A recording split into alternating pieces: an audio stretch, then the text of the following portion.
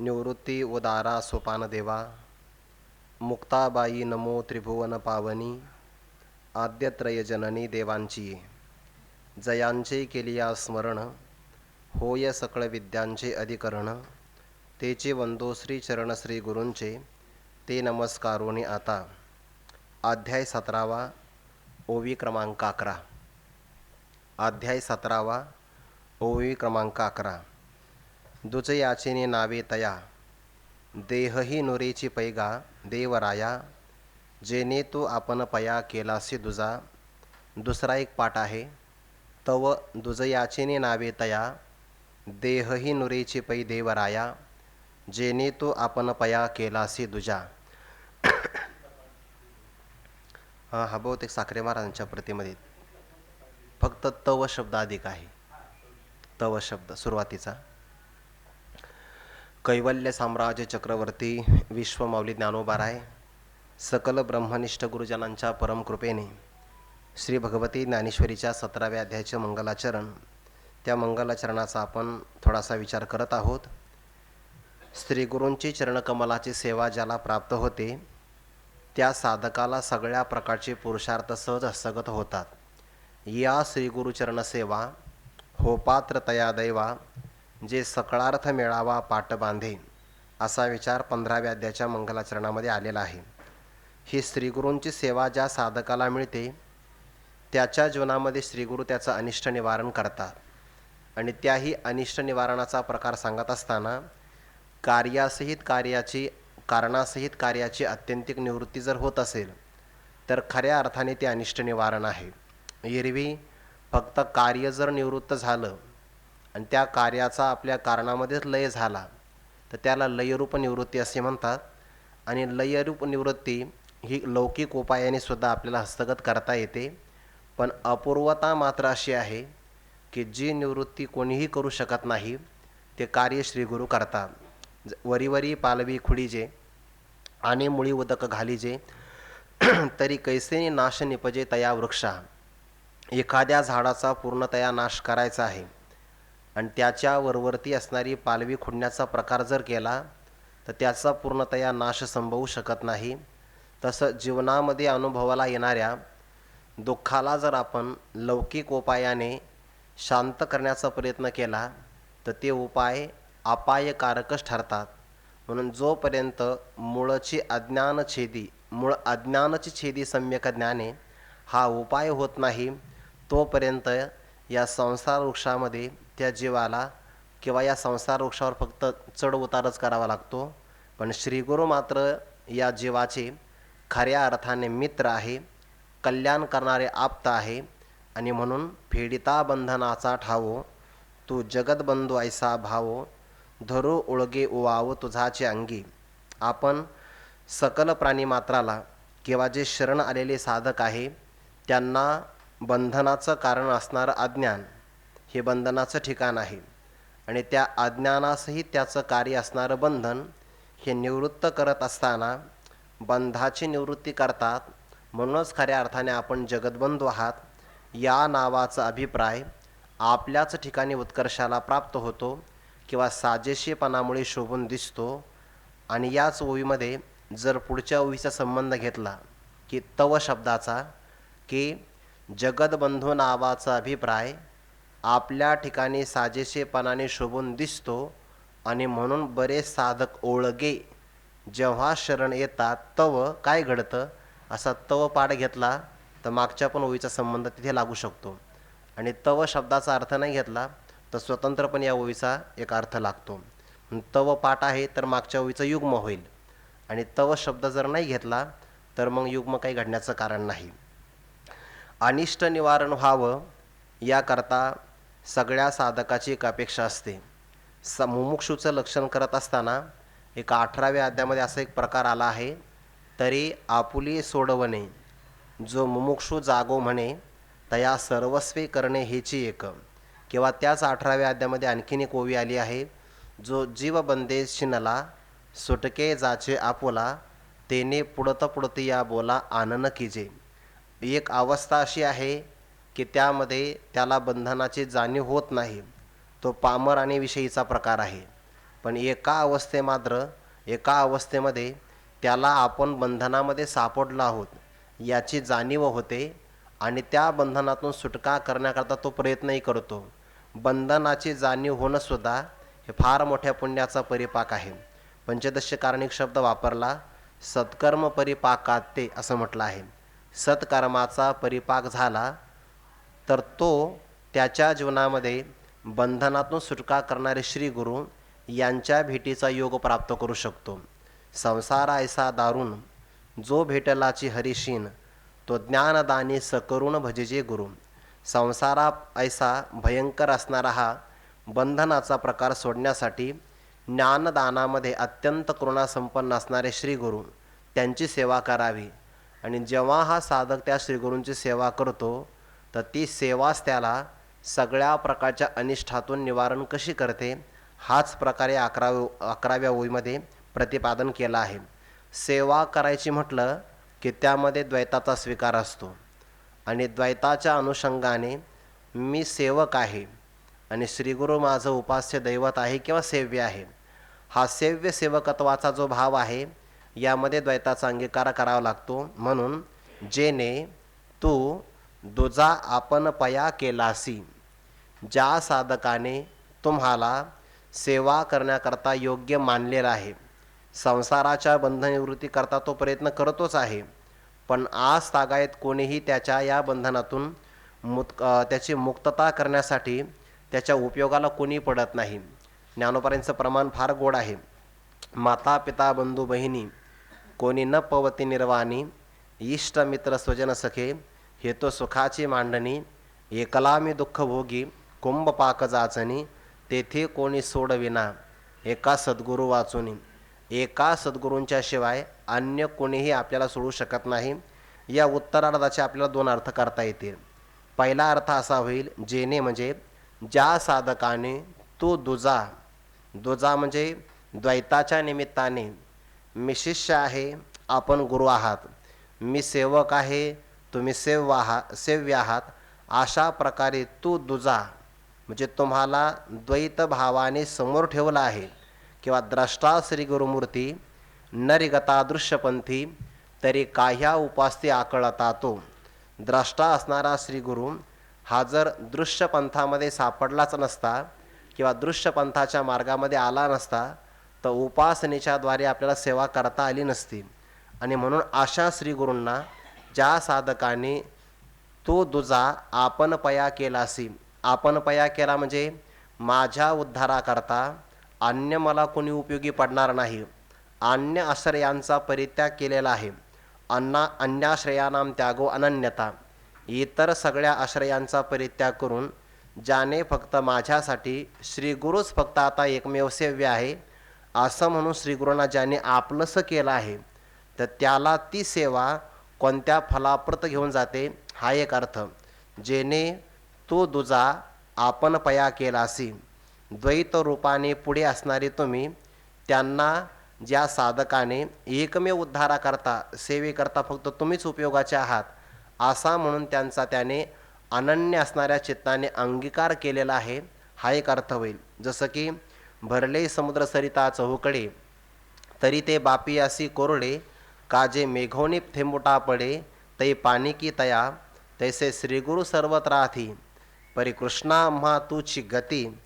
हे असो मज प्रतिविभूती सांगे, बाकी सगळेही श्रीगुरू असतील, मंत्रतंत्राचा उपदेश करणारे असतील किंवा अन्य सांसारिक फलाची किंवा प्रापंचिक इष्ट लाभाची प्राप्ती करून देणारे असतील, पण त्यांचा अंगीकार न करता ज्या साधकाने पूर्व पुण्याईच्या जोरावर एक विश्वास धारण करून श्रीगुरूंना आपलंसं केलं आहे, द्वैत रूपाने तुम्ही आहात पण त्या द्वैत रूपाने पुढे असणाऱ्या आपल्याला आपलंसं केलं आहे म्हणजे स्वाधीन करून घेतलं आहे. जसं की 13व्या अध्यायामध्ये एक ओवी आहे, गुरु बहुतांची माये परी एकलोती होणे ठाये, तैसे करून आनवाये कृपेतीये. श्रीगुरु अनेक साधकांची आईच आहे, पण या साधकाने मात्र त्यांच्या मनोभावाला अभिप्रेत असणारी सेवा करून श्रीगुरूंना आपलंसं करून घेतलं आहे. आता तेच माझा एकमेव आश्रय आहे असा एक अर्थ होईल. आणि दुसरा जर अर्थ घेतला तर दुसरा आणखीन एक अर्थ असा होतो की ज्या कारणामुळे तू नामश्री गुरु दुजा असणारा साधक आपणया केलाशी. द्वैत रूपाने तुमच्या समोर आलेला साधक तो तुम्ही आपलासा केला आहे. म्हणजे एकीकडे साधकांनी त्यांना आपलं समजलं हा एक अर्थ होतो, दुसरीकडे श्रीगुरूंनीच त्या साधकाला आपलं समजलं आहे, तर त्याच्या जीवनामध्ये कोणत्याही प्रकारचा देह अवशिष्ट राहत नाही, द्वैत अवशिष्ट राहत नाही. हा एक झाला दुसरा अर्थ. आणि तिसरा अर्थ असा होतो, जेने तू दुजा आपणया केलाशी. ज्या साधकाने द्वैत रूपाने तो साधक आहे, पण तू आपणया केलाशी. आपणपया केलाशी म्हणजे ज्या साधकाने तुम्हाला तुमचं असणारं स्वरूप हे आपलं स्वरूप आहे असं मानलेलं आहे. म्हणजे ब्रह्मरूपाने तुम्ही आहात, पण त्या साधकाने ब्रह्मस्वरूप असणारे तुम्ही हेच त्याचा मी अंश आहे किंवा वास्तव हेच माझं स्वरूप आहे. म्हणून आपणपया केलाशी म्हणजे तुमचं स्वरूप आहे तू म्हणजे ब्रह्मरूप. आपणपया केलाशी म्हणजे आत्मस्वरूप मानलेलं आहे.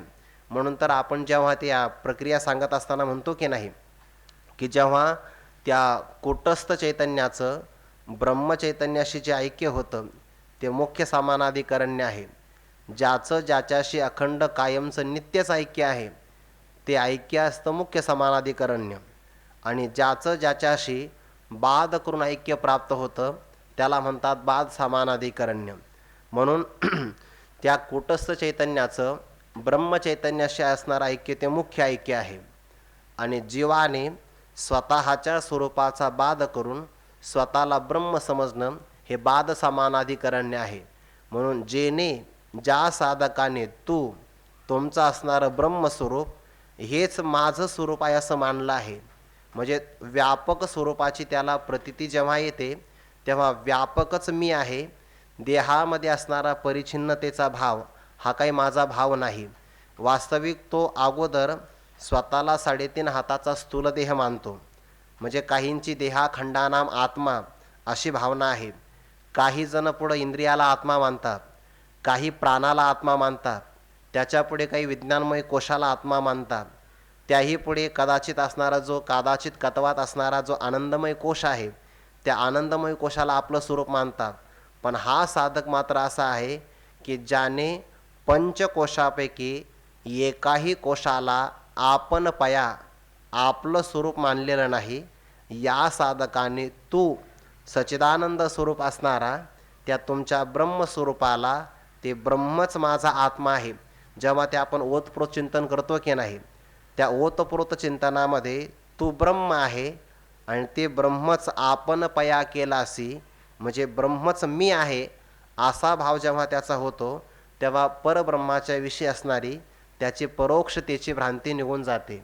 आणि आपणपया तू केलासी आपल्या स्वतःला ज्याने तुमचं स्वरूप समजलं आहे, म्हणजे तू पदाचा अर्थ सोडून द्या, तो पदाचं असणारं जे लक्ष ब्रह्मचैतन्य ते ब्रह्मचैतन्य समजलं की जो आत्मा परिच्छिन्न होता तो व्यापक भावाला प्राप्त होतो.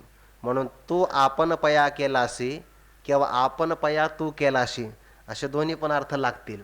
आणि ज्या साधकाने या भूमिकेतून स्वतः देहाच्या पंचकोशाचा निराश केला आहे किंवा तुम्ही त्याला आपलं स्वरूप केलं आहे, असा जेव्हा ओतप्रोत चिंतनाचा अखंड जे ऐक्य आहे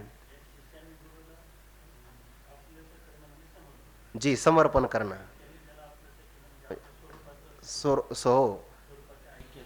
ज्ञान करून दिलं आहे. म्हणून ते षडविदा शरणागती जेव्हा आपण सांगतो हा ते शिष्याच्या द्वारा, आणि म्हणजे शिष्य समर्पित भावाने अर्पण झाला की तेही त्याचा अंगीकार करतात. म्हणजे हा सर्व देतो आणि ते त्याला सर्वस्व देतात. हा आपुले पदी बैसविले कृपादृष्टी कृपा कटाक्षेने हाळिले आपुले पैदी बैसविले बाप रुक्मा देवरा विठ्ठले भक्तात दले वरदान. हे कृपादृष्टीचं असणारं हे सामर्थ्य आहे की ते आपल्या पदावर त्याला आरूढ करतात. म्हणून ज्या साधकाने तुम्हाला म्हणजे तो देहाला आपलं स्वरूप मानत नाही, की म्हणतो आहे की जे ब्रह्मस्वरूप असणारे श्री गुरु आहे त्या श्रीगुरूलाच त्याने आपला आत्मा मानला आहे, आपण पया केलासी. आणि अशा ओतप्रोत चिंतनातून म्हणजे हे श्रीगुरूंचंच कर्तव्य आहे की जेव्हा साधक त्यांच्याकडे येतो तेव्हा तेही त्याला सर्वस्व देऊन टाकतात. ज्ञानोबांनी यासाठी एक उदाहरण दिलं आहे त्या मिठाचं.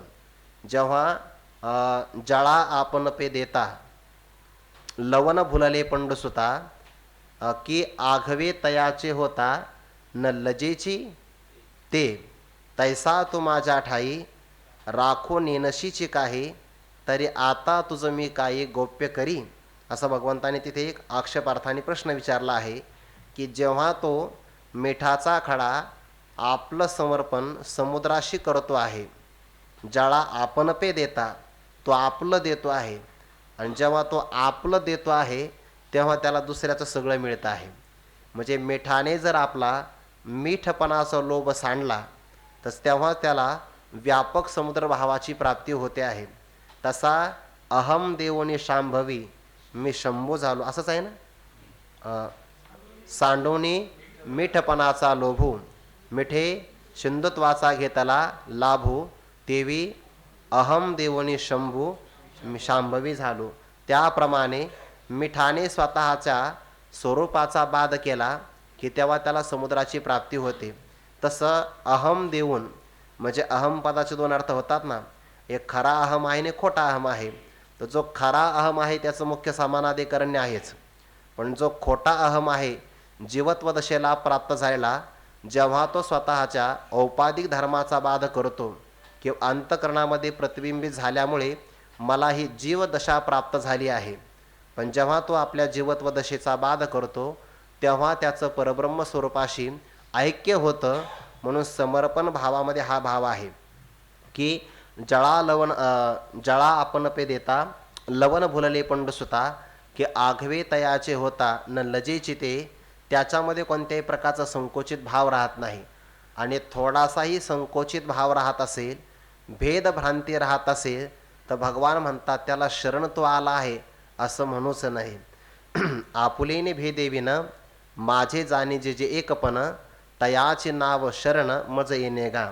आपल्या भेदा वाचून म्हणजे श्री गुरूंच्या तात्विक स्वरूपामध्ये आणि माझ्या स्वरूपामध्ये यत किंचितही भेद नाही. जो आलेला असेल तो औपाधिक संबंधाने आला असेल, आणि उपाधिकृत असणारा भेद हा काही तत्वतः भेद होऊ शकत नाही. म्हणून तो आपल्या उपाधी स्वरूपाचा बाध करून, या सगळ्यांचा बाध करून कोणत्याही प्रकारचा भेदभाव शिल्लक न ठेवता जेव्हा तो माझ्या ऐक्य भावाला प्राप्त होतो त्यालाच खऱ्या अर्थाने शरणागती असं म्हणतात. माझे जाणे जे जे एकपण. आणखीन तिथे एक ओवी आलेली बघा, आपुलेने भेदविन किंवा तया अहम वाचा चित्तांग, देवोन या शरणरिग महोदधिका गांग रिगाले जैसे. वास्तविक तो आहे हा परमात्माची परी दुसरा, तो परमात्मा स्वरूपच आहे. ज्ञानोबा म्हणतात जर आपण खोल विचार करून पाहिला, जे विवेकी खोले पाहिजे, तरी मीच तीची सहजे, ना आहाच वहाच तरी दुजे ऐसेही गमती. ज्ञानाची दिठी मजसे अभिन्न चिती किरटी, येर भिन्नपण ते उठी अज्ञानास्तव. ते अज्ञानही करुडे तेने कोहम विकल्पाचे मांडे, मग विवरोनी की जे पुढे देहोहम ऐसे. अज्ञान प्रसिद्धीला आलं की त्याला भ्रम होतो मी नेमका कोण आहे, आणि भ्रम निवारण झाला तर तो ब्रह्मस्वरूपाला प्राप्त होईल. पण कोहम नावाचा भ्रम संशय निर्माण झाला की मग त्याचा निश्चित भ्रम होतो की मी देहच आहे. मग त्या देहात्म भ्रांतीपासून त्याला बाजूला काढायचं, स्थूल देहापासून प्रारंभ करायचा, आणि कारण देह असणारा जो आनंदमय कोश याचंही पूर्णतया निराकरण करून त्याला आपल्या स्वरूपामध्ये प्रतिष्ठित करायचं. हे कार्य श्रीगुरू करतात. जेव्हा त्याचा हा बोध होतो तेव्हा तो देहात्म भ्रांतीपासून उठतो आणि मूळ आपल्या आत्मस्वरूपाला प्राप्त करतो. जसं की नळिकेवरून उठेला जैसा शुक शाखे बैसाला, तैसा मूळ अहंते ठाकीला तो मी म्हणून. जी मूळ अहंता आहे की नाही, जे व्यापक स्वरूप आहे त्या व्यापक स्वरूपाला आता तो म्हणतो आहे तो मी. ते व्यापक स्वरूपच माझं स्वरूप आहे. या अर्थाने जेने तू आपण पया केलासी दुजा, ज्या साधकाने तुला आपण पया केलाशी तुमचं असणारं ब्रह्मस्वरूप हे माझंच व्यापक स्वरूप आहे, म्हणजेच ब्रह्मच मी आहे किंवा मीच ब्रह्म आहे, असं जेव्हा त्याचं ओतप्रोत चिंतन होतं तेव्हा त्याला अखंड ऐक्य प्राप्त होतं. आणि या अखंड ऐक्यामध्ये सुरुवातीला त्याने श्री गुरूंची सेवा 2 रूपामध्ये केली आहे. वास्तविक मी आहे शिष्य आणि आपण आहात श्री गुरु, या भूमिकेतून दुजेपणाचा अंगीकार त्याने सेवेसाठी केला आहे. पण हा दुजेपणा त्याच्या दुजेपणाला घालविणारा आहे.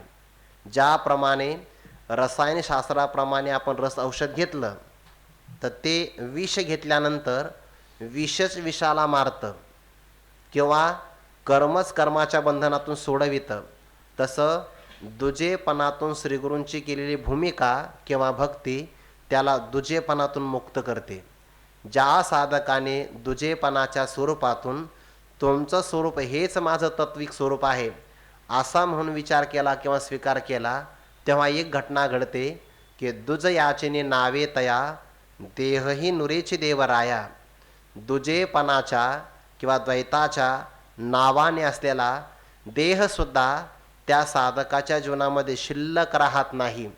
आता तो ब्रह्मभावाला प्राप्त झाला, त्यामुळे प्रारब्ध जोपर्यंत आहे तोपर्यंत त्याचा स्थूल देह राहील, पण प्रारब्ध शिल्लक आहे म्हणून राहील, द्वैताच्या नावाखाली राहू शकतो. पण जेव्हा ब्रह्मज्ञान होतं तेव्हा त्याचा सूक्ष्म देहाचा बाध होतो. आणि जे कारण देह घेतलेला आहे की नाही त्याला आपण किंवा सुषुप्ती अवस्था म्हणतो किंवा त्यालाच अज्ञान असं म्हणतो, तो कारण देहाचा पूर्णतया नाश होतो. अहम ब्रह्मास्मी त्याकारक वृत्ती ही जी ज्ञानाची भूमिका आहे त्या भूमिकेतून पहिल्या त्याच्या कारणदेहाला कोणत्याही प्रकारे स्थान राहत नाही. दुसरा आहे सूक्ष्मदेह, त्याचा ब्रह्मज्ञानाने बाध होऊन जातो. फक्त प्रारब्ध जोपर्यंत आहे तोपर्यंत फक्त त्याचा स्थूल देह राहतो. म्हणून तुझ याचीने नावे तया देहही नुरेची देवराया, कोणताही देह राहत नाही. किंवा बघते भागवतामध्ये तो एक चतुर्थ महाकारण देह घेतलेला आहे. ते महाकारण देह म्हणजे वृत्ती ज्ञानच ना बाबा. हा, मग ते सुद्धा राहू शकत नाही. आणि भगवान परमात्मा तर असं म्हणतात की अर्जुना माझे ठाई आपण पेविन सौरस नाही, मी उपचारे कव नाही ना कळेगा. मला पूर्ण समर्पण झाल्याशिवाय माझी प्राप्ती होऊ शकत नाही. अध्यात्माचा जो व्यापार आहे हा इतका लाभदायक आहे की इथं द्यायचं आहे खोटं आणि मिळवायचं आहे खरं. द्यायचं आहे जीवत्व आणि मिळवायचं आहे परब्रह्मत्व, किंवा खोटा जीवभाव द्यायचा आहे आणि मिळवायचा आहे ब्रह्मभाव. अशी जेव्हा श्रीगुरु त्याला उपदेशाच्या द्वारे ब्रह्मज्ञानाचं दान करतात तेव्हा त्या साधकाचा पहिल्यांदा शरीर भाव नासती, इंद्रिये विषय विसरती, जै सोहम भाव प्रतिती प्रगट होय, किंवा जैका परब्रह्म अनुभवे होणे जायचे. जेव्हा तो अनुभवाच्या अंगाने परब्रह्म स्वरूपाला प्राप्त होतो तेव्हा त्याच्या जीवनातलं अनिष्ट निवारण होतं. कदाचित आपल्याला शंका येईल, श्रीगुरु त्याला ब्रह्मभाववर का देत नाही? देहही नुरेची पैगा असं म्हटलंय की नाही. फक्त त्याचा देह शिल्लक राहत नाही. मग देहाचे आपण 3-4 प्रकार आता बघितले. मग देह शिल्लक राहत नाही म्हणजे अनिष्ट निवारण करतात. ब्रह्मभावाची प्राप्ती का करून देत नाही? तर सामर्थ्य असं आहे की परमार्थामध्ये अध्यात्मामध्ये प्राप्त काहीच करायचं नाही, फक्त निवारण करायचं आहे. अविद्या निवृत्ती फळदर्शनात तैसा आत्मदर्शने आढळ, असे अविद्येचा जो मळ तो शास्त्रनाशी ईर निर्मळ, मी प्रकाशे स्वये. स्वयंप्रकाश जी वस्तू आहे तिचं प्रकाशन करण्याकरता अन्य कोणाची गरज नाही. फक्त आत्मस्वरूपाला प्रतिबंधक असणारा जो अविद्येचा मळ आहे तो फक्त तैसे आगवीची शास्त्रे अविद्या विनाशाची पात्रे वाचून न होती स्वतंत्र आत्मबोधी. आत्मस्वरूपाचा बोध करण्यामध्ये किंवा आत्मस्वरूपाचं प्रकाशन करण्यामध्ये कोणतंही शास्त्र स्वतंत्र नाही. त्या शास्त्राची एक मर्यादा ठरलेली आहे की फक्त अविद्या निवारण करणं इथपर्यंत त्यांचं सामर्थ्य आहे. म्हणून द्वैताच्या नावाने त्या साधकाचा देहसुद्धा आता त्याला प्राप्त होऊ शकत नाही. म्हणजे या जन्मामध्ये त्याचा देह ठेवत नाही आणि आगामी जन्मामध्ये सुद्धा त्याला देह ठेवत नाही. या जन्मामध्ये सत्यत्वाने त्याला देहात्मभ्रांती राहत नाही, जीवनमुक्ती अवस्था मिळते आहे. देहात्म भ्रांती निघून जाते म्हणून देह शिल्लक राहत नाही. आणि विदेह कालामध्ये विचार केला तर देहाचा अत्यंताभावच होऊन जातो. म्हणूनही देह नुरेची पै देव राया. सगळ्या देवामध्ये राजा कोण असेल तर श्री गुरु आहे. गुरु हा देवांचाही देव असल्यामुळे हे देवराया जेणे ज्या साधकाने तू ब्रह्मस्वरूपाने असणारे तुम्ही आणि त्या ब्रह्मस्वरूपाला आपण पया केला असे आपलं स्वरूप मानलेलं आहे. म्हणजे ब्रह्मच मी आहे किंवा आपण पया तू केला असे मीच ब्रह्म आहे या भावाला जो प्राप्त झाला मग त्याला दुज याचने नावे द्वैताच्या नावाखाली देहसुद्धा अवशिष्ट राहत नाही. मग ज्याला देह नाही त्याला कोणत्या प्रकारचं दुःख राहील का? राहणारच नाही. मुळामध्ये सगळ्या दुःखाला कारणच देह आहे की नाही. ज्ञानोबराय म्हणतात एरवी तरी सहजे सुखदुःख तैची सेवीचे देह जळे होईचे मासोळीचे. देहात्मभ्रांती निवारण झाली की सगळ्या प्रकारचं निवारण होऊन जातं. हा विचारून अहंकार सांडीचे मग असतीच वस्तू होईचे तरी आपली स्वस्ती सहजे आपण केली.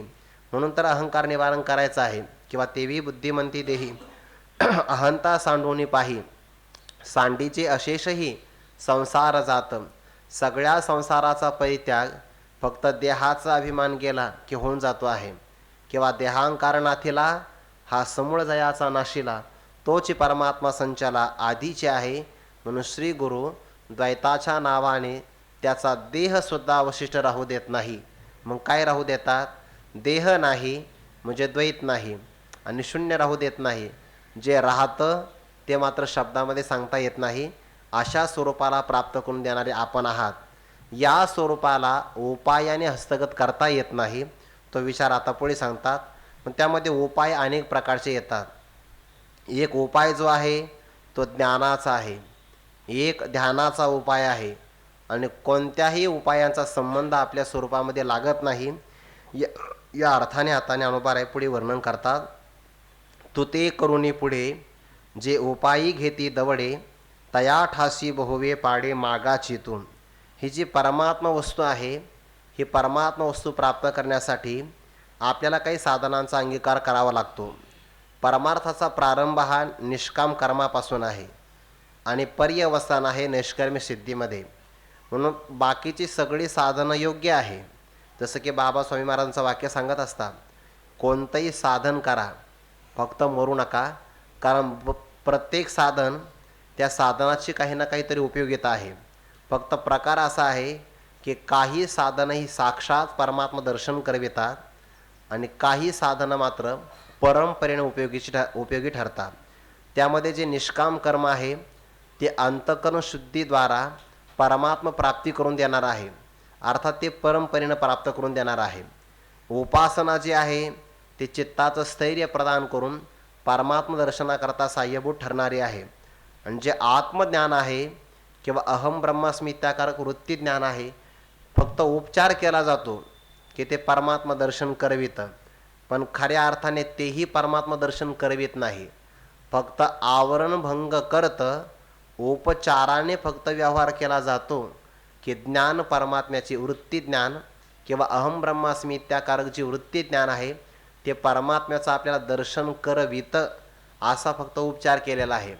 वास्तविक ते सुद्धा आपल्याला दर्शन करवित नाही. पण अतिशय अंतरंग आहे म्हणून त्याला जवळचं किंवा साक्षात कारणत्व या अर्थाने त्याला दिलं आहे. नाहीतर तेही प्रकाशन करू शकेल असा मात्र अर्थ नाही. मात्र या परमात्मा प्राप्तीकरता अनेक जण साधनाचा अंगीकार करतात. भगवंताने जसं की 9व्या अध्यायामध्ये म्हटलं आहे मी उपचारे कवनाही ना कळेगा. त्याचे दोन अर्थ होतील. उपचारे कवनाही ना कळेगा, उपचाराने मी कोणालाही प्राप्त होत नाही. किंवा दुसरा अर्थ कवनाही उपचारे ना कळेगा, कोणत्याही उपचाराने मी प्राप्त होत नाही. म्हणजे साधक असेल किंवा साधन असेल मी कशानेही प्राप्त होत नाही. कवनाही या अर्थाने साधक घ्या आणि कवनाही उपचारी या अर्थाने साधन घ्या. मी साधनाने प्राप्त होण्यासारखा साध्य नाही आणि साधकाच्या द्वारे मी प्राप्त होईल अशा प्रकारची सुद्धा मी साध्य वस्तू नाही. पण बरेच जण हे न जाणतात तो ते करूनी पुढे. पुढे म्हणजे वेगळा करतात, निराळा करतात किंवा तुम्हाला विषय करतात आणि विषय करून जे उपायी घेती दवडे, तुम्हाला विषय करायचं म्हणजे तुम्हाला साध्य करायचं आणि साध्य करून अनेक उपायांच्या साधनाच्या द्वारे तुमच्या प्राप्तीकरता जे दवडे घेते हा वाक्प्रचार आहे. धाव घेतात म्हणजेच प्रयत्नांची पराकाष्ठा करतात.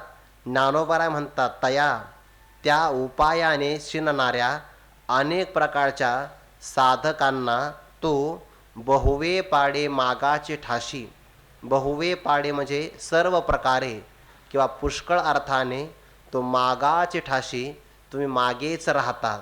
भाव असा यातला की परमात्मा हा सर्वांचा प्रकाशक आहे, सर्वांचा अधिष्ठान आहे. जेव्हा ती परमात्मा वस्तू अंतकरणाला अधिष्ठान रूपाने राहते, मग अंतकरणाची उपाधी लागली की त्याच एका ब्रह्मचैतन्याला ज्ञाता हे नाव प्राप्त होतं. अंतकरणाचा परिणाम झाला आणि अंतकरणाच्या वृत्तीचा उपाधी ज्याला लागला त्याच ब्रह्मचैतन्याला प्रमाण असं म्हणतात. आणि त्याच ब्रह्मचैतन्याला पुढे विषयाचा उपाधी लागला की त्याला ज्ञेय असं म्हणतात. म्हणजे ज्ञाता अंतकरण आहे, ज्ञान अंतकरण वृत्ती आहे आणि विषय ज्ञेय आहे. ज्ञाता ज्ञान आणि ज्ञेय हे जे त्रिपुटी आहे, या त्रिपुटीच्या माध्यमातून जेव्हा एखादा असणारा साधक परमात्मा स्वरूपाला हस्तगत करण्याचा प्रयत्न करतो तेव्हा तो हे विसरतो. त्या विचारसागरामध्ये उदाहरण दिलं आहे की ज्याप्रमाणे एखाद्या कंदिलामध्ये मुख्य ज्योत प्रकाशित असते, त्या ज्योतीतला असणारा प्रकाश काचेमध्ये येतो, काचेतला प्रकाश बाहेर विस्ताराला प्राप्त होतो आणि तो प्रकाश एखाद्या पदार्थाला व्यापतो. पदार्थाला व्यापणारा प्रकाश ज्ञेय आहे, काचेतून पदार्थापर्यंत गेलेला प्रकाश ज्ञान आहे आणि मुख्य ज्योतीतून काचेमध्ये आलेला प्रकाश हा ज्ञाता आहे. म्हणजे ज्ञाता ज्ञान आणि ज्ञेय या तिन्ही असणाऱ्या त्रिपुटीचा जेव्हा प्रकाशन होईल तेव्हा त्याला मुख्य ज्योत जी आहे आतली ती प्रकाशित मानावी लागते. जोपर्यंत ती मुख्य ज्योत प्रकाशित असेल तोपर्यंत त्रिपुटीच्याही व्यवहाराचं प्रकाशन होईल. आणि जर मुख्य ज्योतच मालवली तर त्याचं प्रकाशन होणार नाही. आता ज्या मुख्य प्रकाशामुळे ज्योतीमुळे या त्रिपुटीचं प्रकाशन होत आहे, तर या त्रिपुटीपैकी असा कोणता प्रकाश आहे की जो या मागच्या प्रकाशाचं प्रकाशन करणार आहे? होऊ शकत नाही.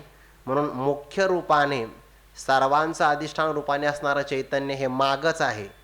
आणि त्याला न पाहता जे जे माणसं बहिर्मुखतेनं धाव घेतात त्यांना परमात्मा दर्शन होईलच कसं? म्हणून तया ठासी बहुवे पाडे मागाचितून हा एक अर्थ झाला. म्हणजे ते परमात्मा वस्तू जी आहे त्याला विषय करता येत नाही.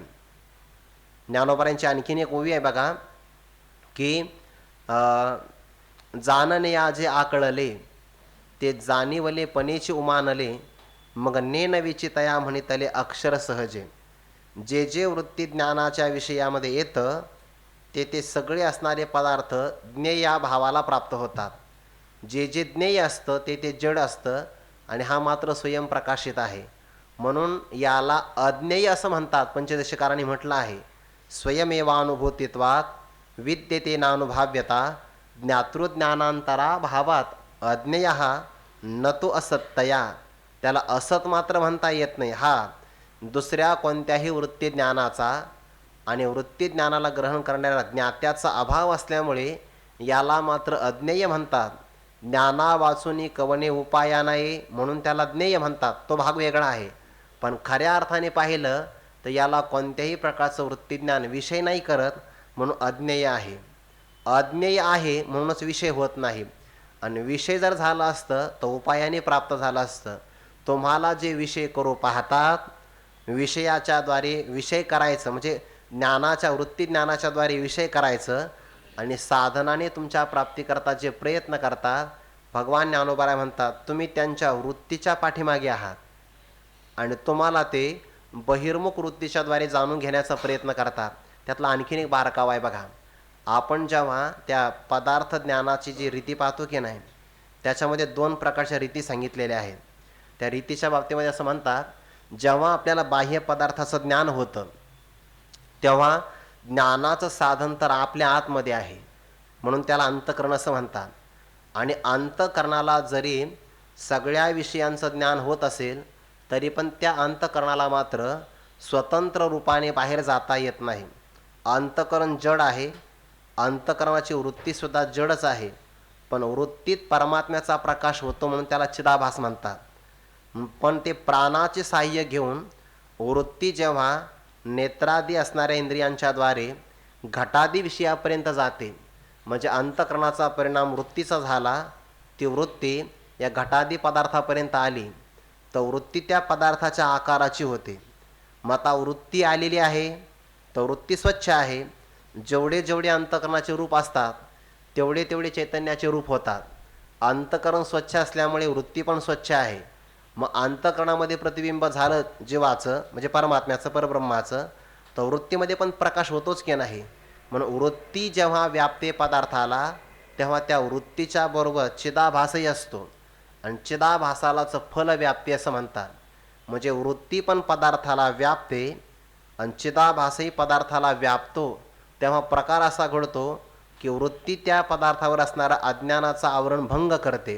वृत्तीचं काम आता संपलं आहे आणि वृत्तीस्थ असणारा चिदाभास अयम घटहा असं ज्ञान करून देतो. बस त्याचंही काम संपलं आहे. पण मग मी घट जाणला याचं प्रकाशन ब्रह्मचैतन्य करून देतं.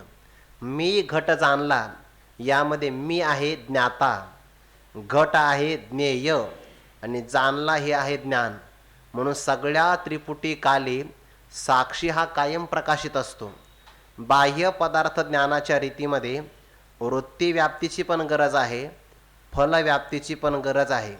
पण जेव्हा श्रीगुरु साधकाला महावाक्याचा उपदेश करतात तेव्हा त्याची वृत्ती बहिर्मुख होत नाही, त्याची वृत्ती अंतर्मुख होते. आणि अंतर्मुख झालेली वृत्ती आतल्या आतच आत्मस्वरूपाच्या आकाराची होते. अज्ञानाने आवृत्त असणारं जे आत्मचैतन्य आहे त्याला ती वृत्ती विषय करते. तेव्हा वृत्तीचं कार्य एक आहे की त्या अज्ञान आवरणाचं भंग करणे. आता वृत्तीने अज्ञान आवरणाचा भंग केला, वृत्तीचं काम संपलं. आता काम राहिलं चिदाभासाचं. मग आता तो चिदाभास जो आहे ज्याला आपण फलव्याप्ती म्हणतो, तो जसं बाहेरच्या पदार्थाचं ज्ञान करून देतो अयम घटाहा, तसं अयम आत्मा असं का म्हणत नाही? त्याचं कारण आंतरंगामध्ये असणारं जे आत्मचैतन्य ते स्वयंप्रकाश सूर्याप्रमाणे आहे आणि वृत्तीस्थ असणारा चिदाभासाचा जो प्रकाश आहे त्याचं ज्ञान हे काजव्याप्रमाणे आहे. काजवा हा सूर्याचं प्रकाशन काय करणार आहे?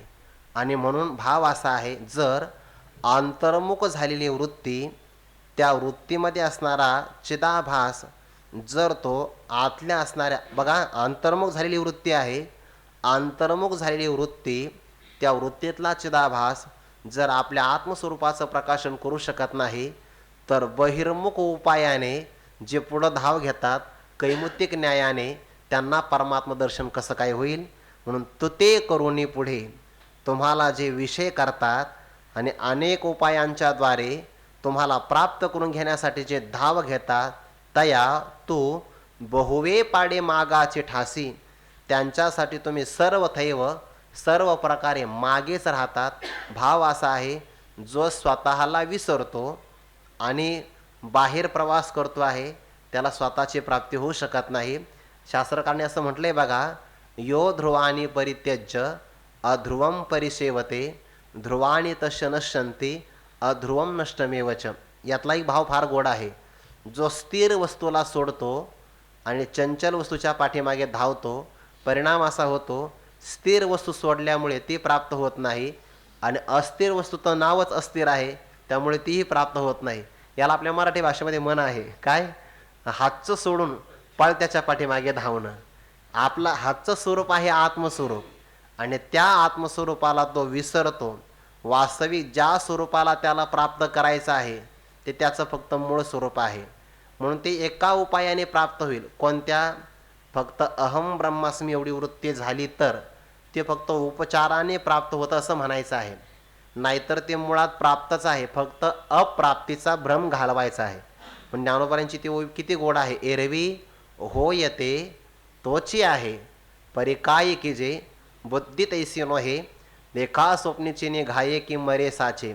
ज्या आत्मवस्तूचं त्याला दर्शन करायचं आहे ती वस्तू तोच आहे, पण काय करावं त्याचा भ्रम झाला आहे. म्हणून श्री गुरु त्याच्या भ्रमाची निवृत्ती करता.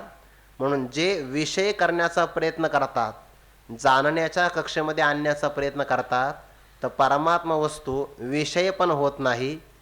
अज्ञेय असल्यामुळे ज्ञेय करून कोणत्याही ज्ञानाचा विषय पण होत नाही. फक्त आवरण भंग करणं, अज्ञान निवृत्त करणं या अर्थाने फक्त शब्द प्रमाण तो या अर्थाने फक्त सार्थ आहे. किंवा आगवीची शास्त्रे अविद्या विनाश करण्याकरता पात्र आहे, पण या उलट मात्र त्यांचं सामर्थ्य नाही. पण हे न जाणता जे उपायी घेती दवडे अनेक उपायांच्याद्वारे या प्राप्तीसाठी भ्रमाने धाव घेतात, त्यांच्यासाठी परमात्मा वस्तू मागेच राहते. अर्थात ती सर्वांचं अधिष्ठान आहे आणि त्यांच्याकडे त्या अधिष्ठानाकडे तो पाहत नाही, म्हणून त्याला प्राप्त होत नाही. पंचदशिकाराने गोड चिंतन केले बघा. तिसऱ्या प्रकरणामध्ये जेव्हा ही परमात्मा वस्तू कशी आहे असं म्हणून सांगा, तर त्याला इद्रुक असंही म्हणता येत नाही आणि ताद्रुक असंही म्हणता येत नाही. त्यांनी त्याची व्याख्या फार गोड केली आहे. जे जे इंद्रियांचा विषय होतं त्याला इद्रुक असं म्हणावं, आणि जे इंद्रियांचा विषय होत नाही स्वर्गाप्रमाणे लांब असं त्याला परोक्ष असं म्हणावं किंवा ताद्रुक असं म्हणावं. अक्षानां विषयस्तु दृक् परोक्षस्तादृक् उच्यते.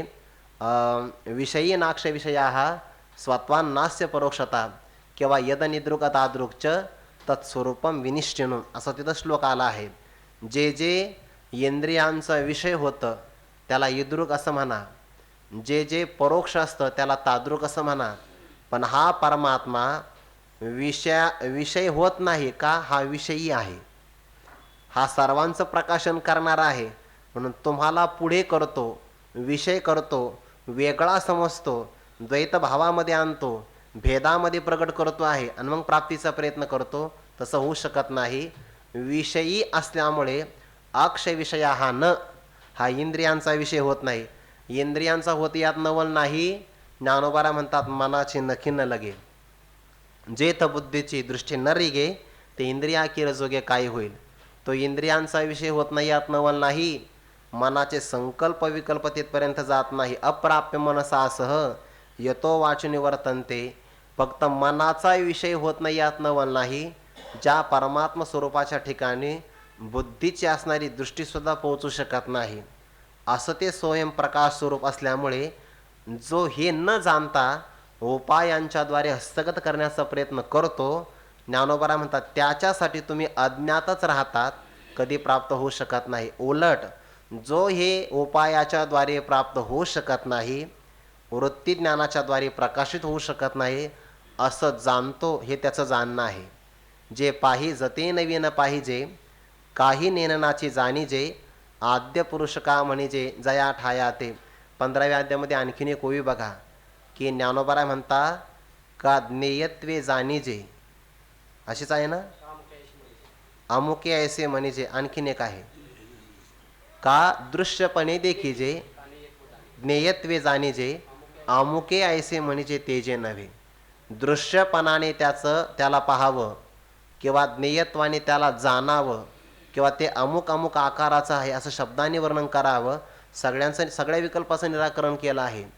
दृश्यत्वे देखीजे का ज्ञेयत्वे जाणीजे, अमुके ऐसे म्हणजे ते जे नव्हे. मग ते कसं आहे, जे इदंतेशी वाळले मी पणे विनडाहारले, ते रूप पाहिजे आपले आपणची. ज्ञानोबाने पुढं गोड चिंतन केले. या सगळ्या ओव्या फार म्हणजे पाहण्यासारख्याच आहे सगळ्या ओव्या.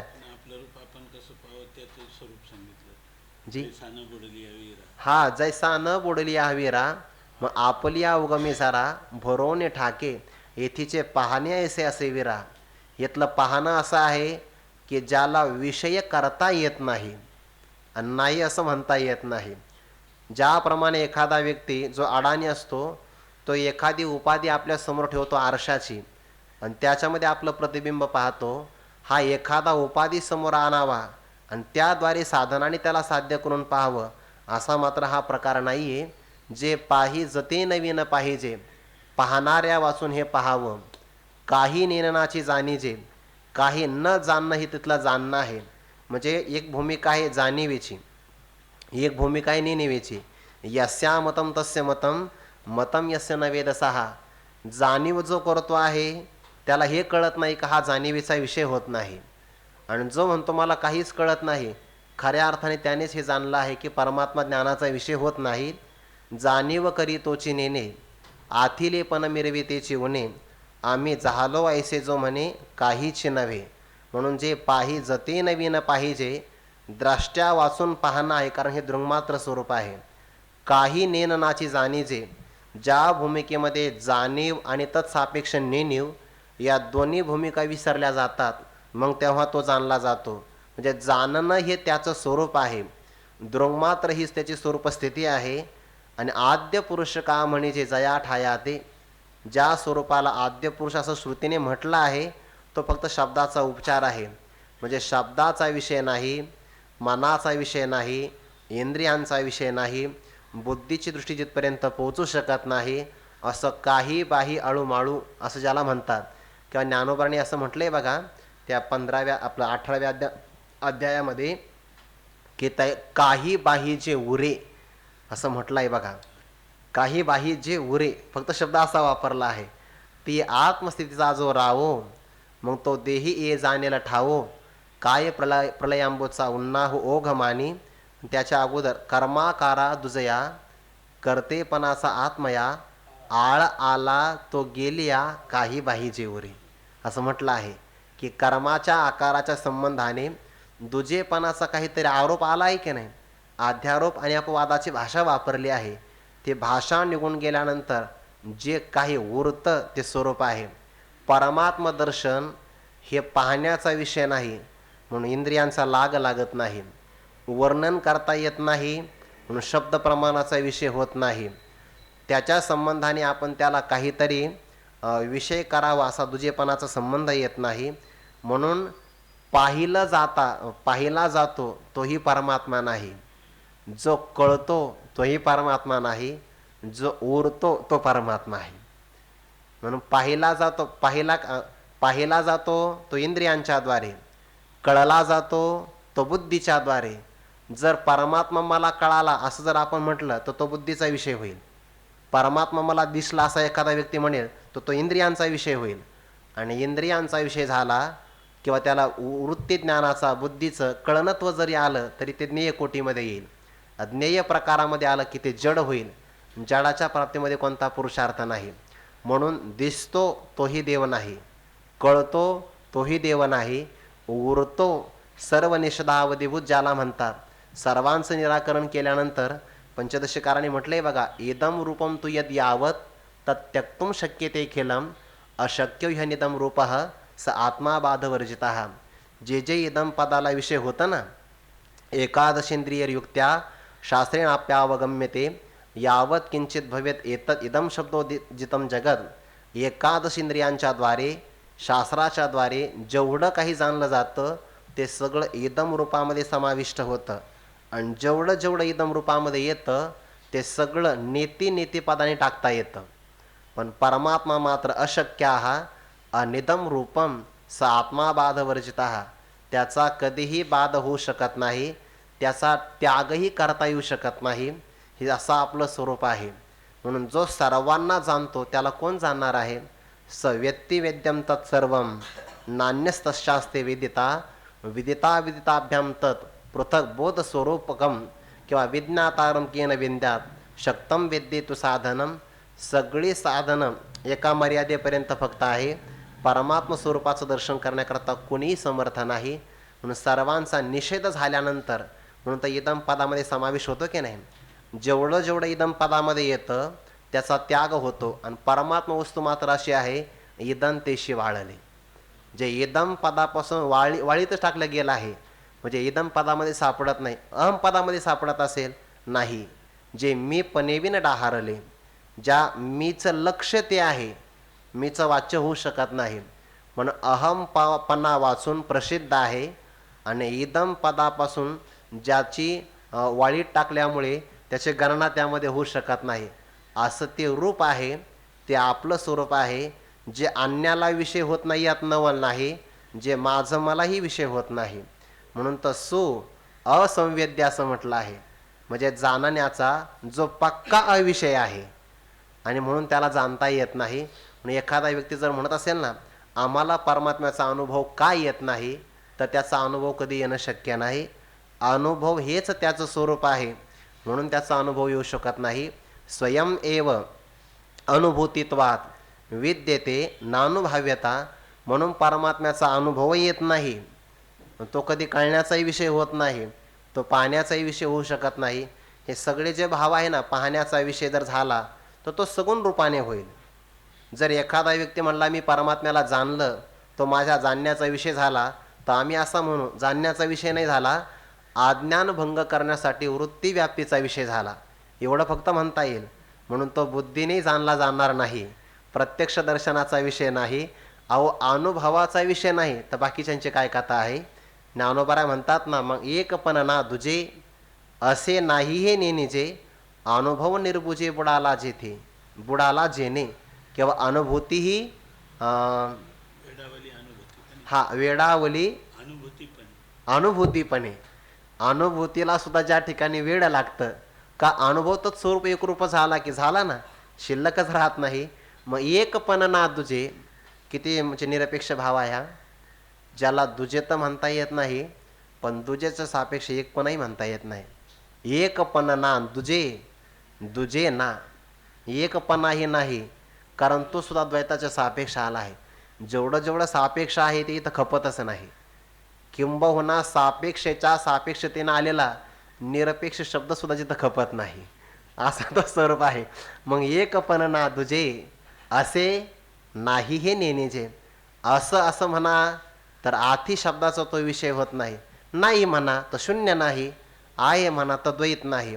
असे नाही हे नेनिजे, अनुभव निर्बुचे बुडाला जेणे.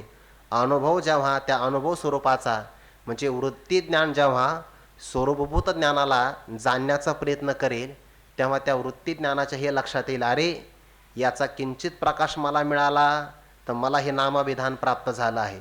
ज्याच्या किंचित प्रकाशाने मी प्रकाशमान झालो, मी त्याचं काय प्रकाशन करणार आहे. म्हणून अनुभवही निर्बुजे बुडाला जेणे, गुदमरून गेला किंवा तो शिल्लकच राहिला नाही, म्हणून त्याला वेळ लागलं, अशी ही स्वरूपस्थिती आहे. आणि हे न जाणता जो त्या परमात्मा विषयाला एखादा वेगळा करून विषय करेल, तर त्याच्याही परमात्मा स्वरूप मागं राहतं. जो ध्यानाने विषय करतो त्याच्या देशात ते सापडत नाही. आणि सिद्ध वस्तूला प्राप्त करण्यासाठी मी आता सिद्ध झालो असा सर्वज्ञपणाने एखादा व्यक्ती प्रसिद्ध झाला, तर सर्वज्ञ कल्प असणारा जो वेद आहे त्याचंही बोलणं हा कानावर घेत नाही. असा त्याचा प्रकार आहे. शब्दाने त्याचं काय वर्णन करणार आहे. पण ज्ञानोबा म्हणतात हे सगळे सिद्धांत पाहिले तर परमार्थ शास्त्राचा जो गौरव आहे, अध्यात्मशास्त्राची जी श्रीमंती आहे, किंवा पराकोटीचं अध्यात्म काय असेल तर ते इतक्या मर्यादेपर्यंत येतं. आणि ही खरी ज्ञानेश्वरी आहे. म्हणून ज्ञानोबाऱ्यांचे मंगलाचरण हे इतके गोड आहेत.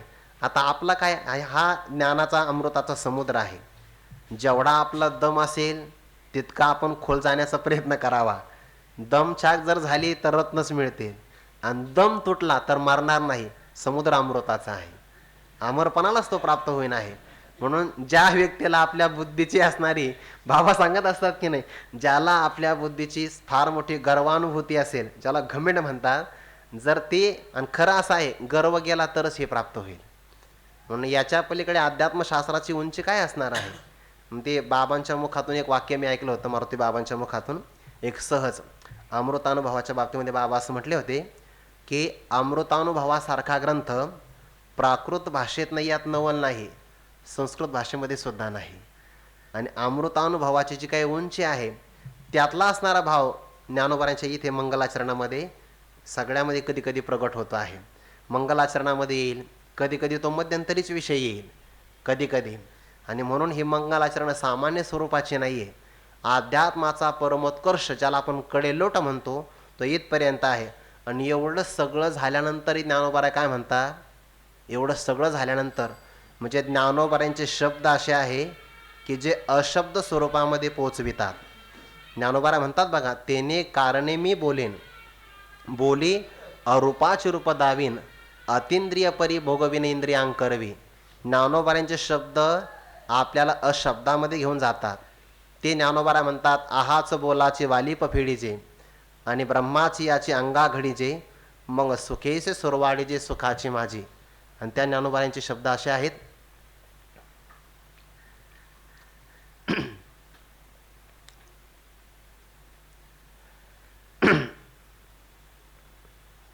शब्दामध्ये घेऊन जातात, पण म्हणतात आमचे शब्द हे पाण्यावर काढलेल्या मगरीच्या चित्राप्रमाणे आहे.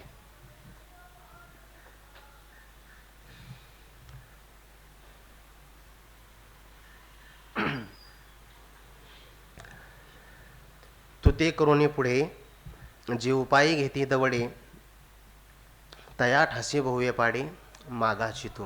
पुंडलिक वरदारी विठ्ठल श्री ज्ञानदेव तुकाराम माऊली ज्ञानेश्वर महाराज की जय. जगद्गुरु तुकाराम महाराज की जय. सद्गुरु जोग महाराज की जय.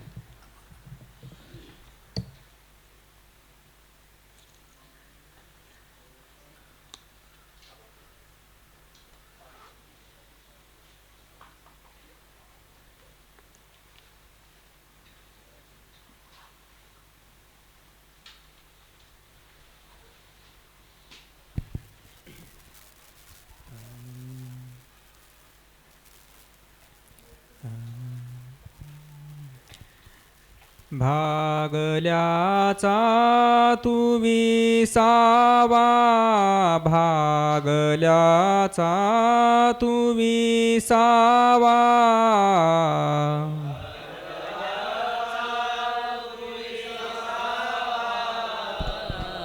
भागल्याचा तू विसावा, करीन नावा निंबलोण.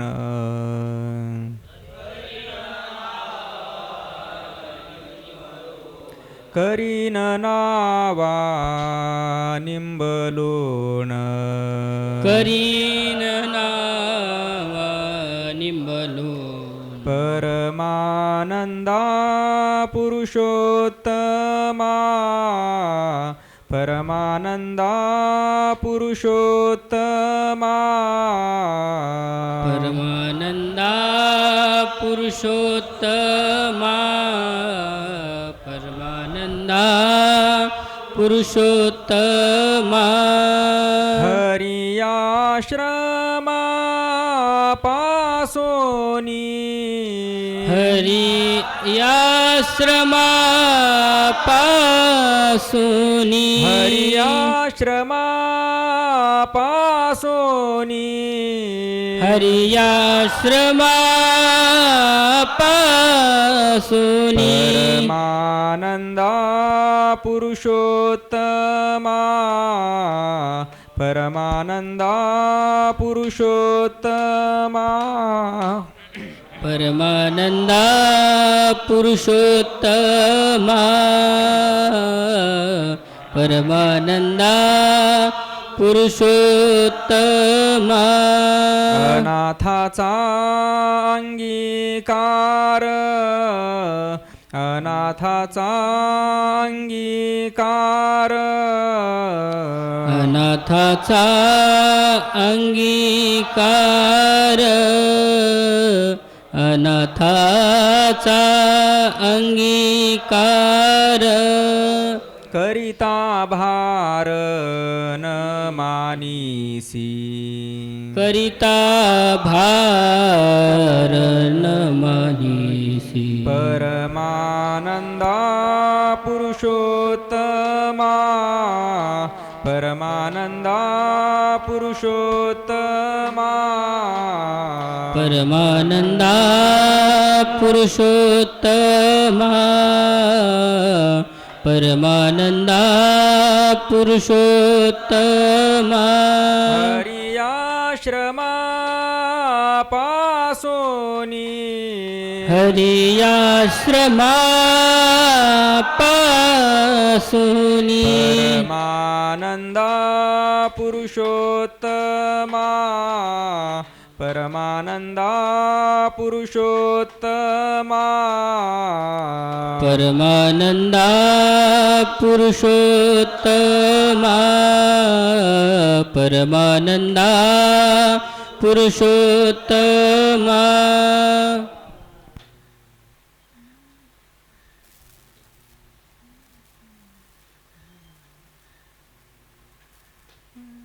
तुका म्हणे इच्छा पुरे तुका म्हणे इच्छा पुरे तुका म्हणे इच्छा पुरे तुका म्हणे इच्छा पुरे ऐसी धुरे हे विठ्ठले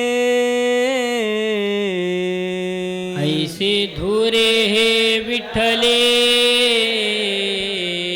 ऐसी धुरे हे विठ्ठले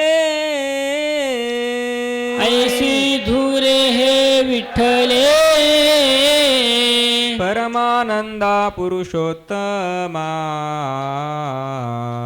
परमानंदा पुरुषोत्तमा परमानंदा पुरुषोत्तमा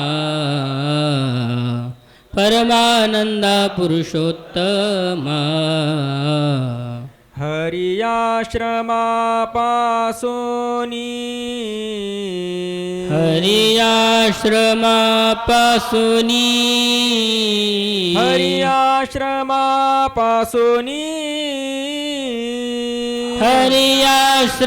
हरियाश्रमापासुनी